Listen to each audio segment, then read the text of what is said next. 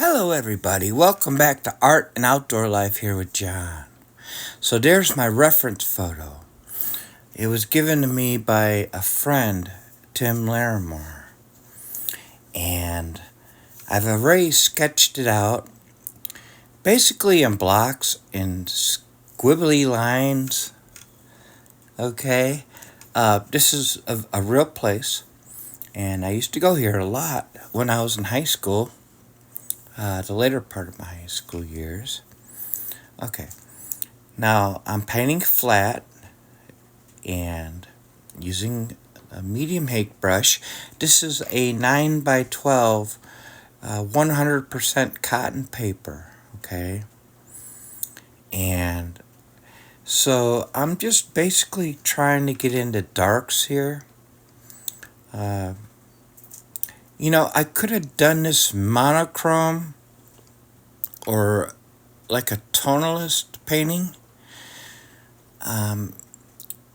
but I didn't. So I'm just swiping it here with a napkin, okay? Just so that sky kind of fades in there into the background. And if you look, there are squiggly lines everywhere. And I had forgotten that I sprayed it down with a spray bottle. I misted it, the paper. So that's why you see the colors going everywhere, okay? Anyways, I'd like to, say a few things here. Okay. Now, when you're painting, for example, this is the first time I ever did this on video where I'm actually trying to paint a reference photo. I have painted a few times before reference photos, and they've taken me quite a long time. Now, this is more or less fast and loose, okay? So, but if you want to use one color, my best bet would be go brown, a light brown, or you can go a blue. You can go any color, but if you're gonna choose to do one color, I would say light brown or something. Yeah, if you want to do the tonalism thing and see the values of this. That wasn't what I was doing here. So I've got the ridge in the background, and I'm using some raw umber here. And what I did was with my hake brush, I opened up the hairs on it so it gives it that kind of leaf effect, okay? And I'm using olive green in this painting. I'm not at all using yellow ochre. I'm using a Prussian blue. That's what I used for the sky. Okay. And instead of the yellow ochre, I used gambage, which is really bright. Really bright. But I'm also using just a few other colors, okay? So here I am. I'm just kind of coming along here, okay? And off to my side, I have a piece of paper I'm dabbing my paint onto just to kind of check to see what the color is going to look like. I'm looking at this, and I have this paper off to the side. But as you see, this is, what makes painting so fascinating. Okay, for example, that scene I just showed you, that picture that was taken by Tim Larimore. And, and I've been saying this for a while. Okay, I want to paint this. Now, what I'm doing here is I dipped a brush into some water so I can loosen up the paint. if you can see that there, what I'm doing. I'm moving the paint around just by, putting the tip inside some water and moving the paint around. And I'm always drying my paint now just by tapping it with a paper towel, a piece of paper towel or a napkin. I'm using browns and I'm using greens and I'm using,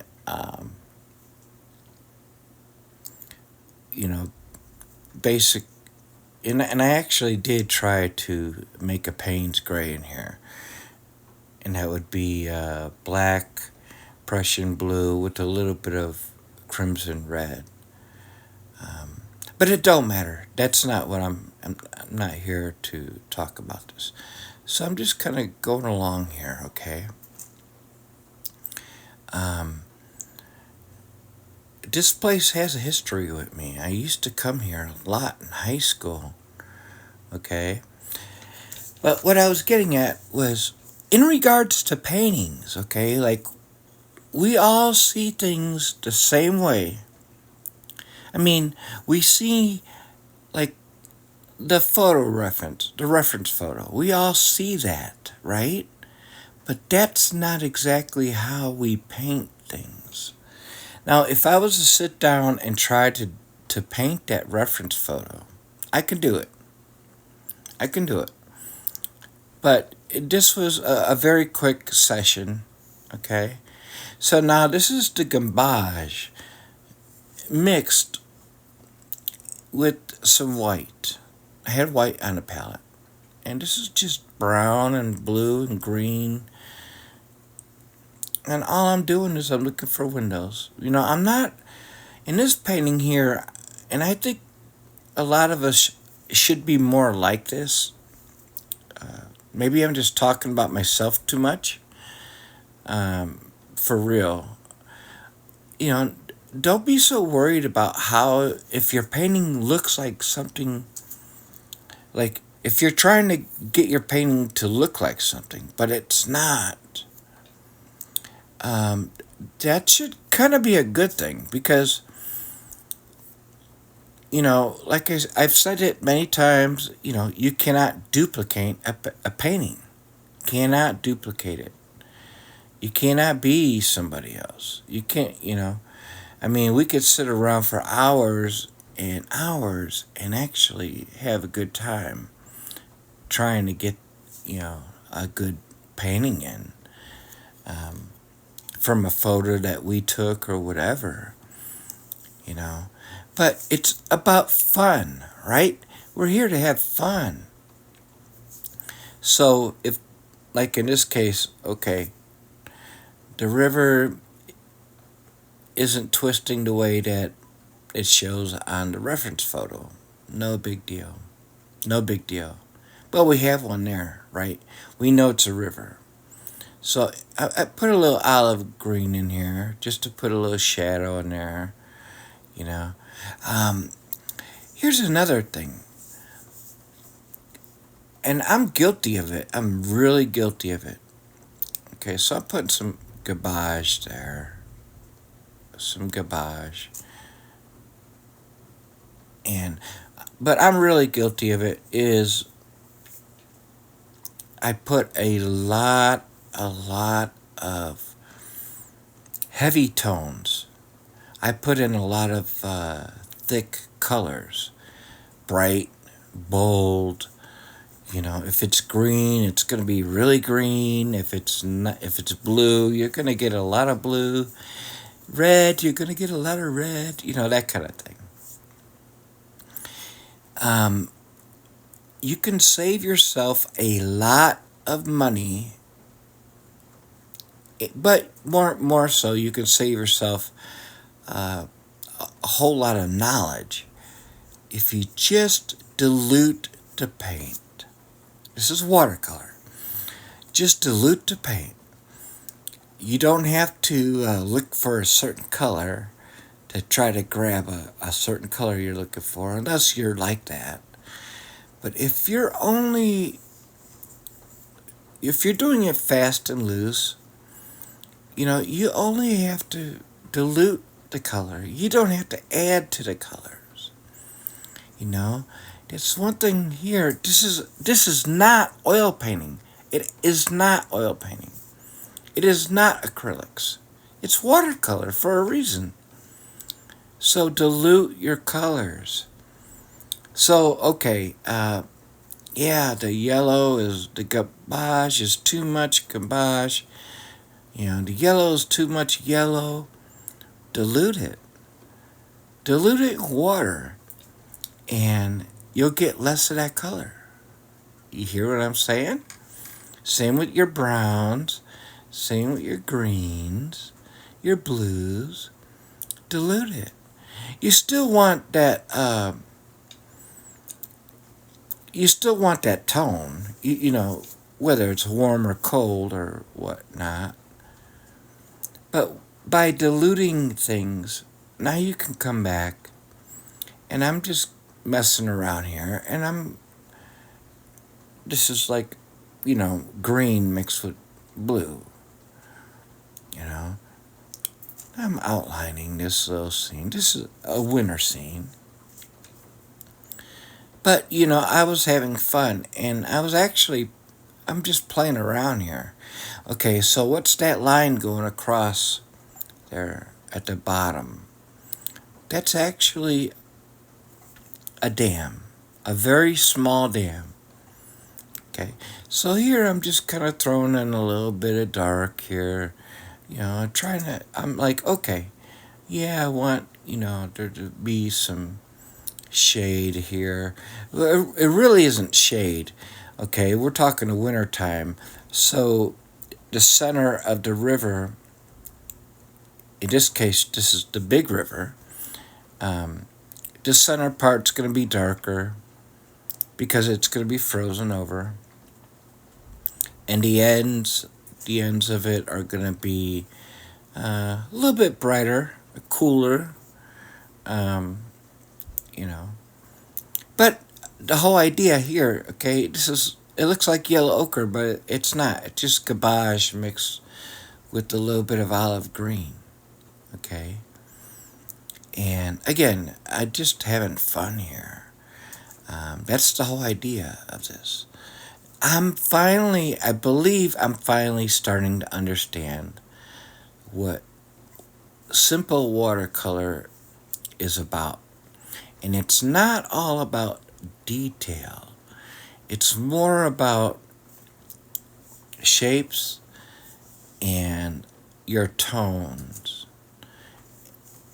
and the loose watercolors. And so I'm just having fun here. Now, had I put in a fan brush, I would have been able to, you know, put in some really nice tree effects and leaf effects and such. But anyways, you know, I want to thank you guys so much for coming back. And as I'm on my journey into, you know, painting, you know, painting it's my therapy. And I love it. I love to paint. And I'm not afraid to use white either. In the winter scenes, the less white you can use. In other words, let the paper be white. That's a good challenge, and it's a really awesome thing if you can ever try to do that, and if you get good at that. I've done some videos on winter scenes where I've left the paper white for the snow. It came through awesome. But please do consider subscribing and liking if you appreciate my videos. You know, I don't make anything off of these, and I do these as a hobby, but I also do it for depression and my anxieties and such. I want to wish you a good, wonderful, and peaceful day wherever you are. Whatever time you're watching this, and wherever you may be. And I just thought I'd share this with you and share some ideas. Again, this is the Big River out of Cedar Hill, Missouri. And right to the left there, above the dam, is actually a beach, a very small one. Anyways, I was having fun and I just wanted to share it with you. Thank you guys. Have a great day, a great morning, a great evening. Sincerely yours, John.